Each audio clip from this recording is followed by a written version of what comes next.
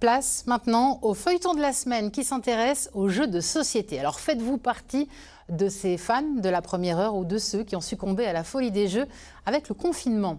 En 2023, 30 millions de boîtes se sont écoulées. Et cette semaine, on vous emmène à la découverte de ces joueurs invétérés et de leurs fabricants. Pour ce premier épisode, cap sur Nancy, où une créatrice crée des jeux sur mesure en hêtre des Vosges. Une démarche locale et audacieuse présentée par Styliana Pev et Olivier Bouillon.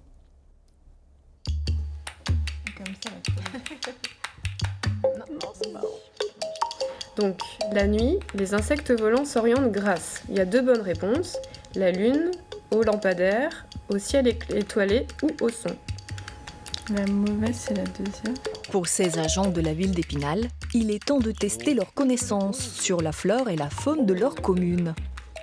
Le but, c'est, on a plein de drapeaux avec plein de freins à la biodiversité. Et le but du jeu, c'est soit en équipe, soit de manière compétitive, de les remplacer par des aménagements qui sont au contraire favorables à la biodiversité. L'objectif de cette partie est aussi de valider ce jeu, spécialement élaboré pour la commune. En classe d'école, en centre aéré ou lors des événements, il sera utilisé pour informer, apprendre et sensibiliser les citoyens. Notre souci est vraiment de toucher un public beaucoup plus large que les initiés traditionnels. Souvent, quand on parle de biodiversité, on travaille avec des gens très engagés, très sensibilisés. Et là, on veut vraiment toucher un public différent. La ville a fait appel à cette jeune créatrice.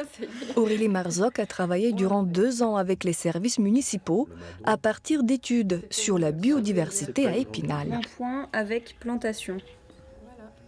On s'est lancé le défi de faire un jeu avec des cartes, questions-réponses. Et en fait, il a fallu les rédiger. Et je crois que le plus difficile, c'est de trouver les mauvaises réponses, en fait.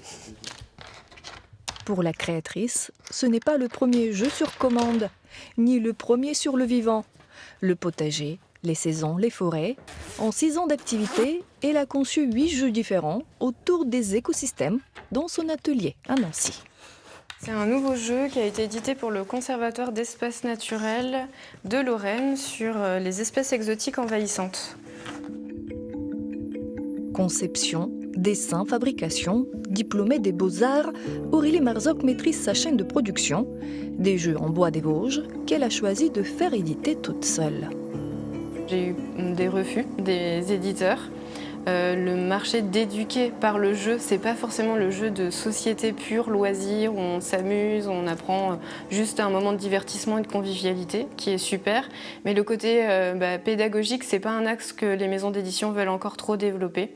Donc j'ai voulu être indépendante et je regrette pas ce choix.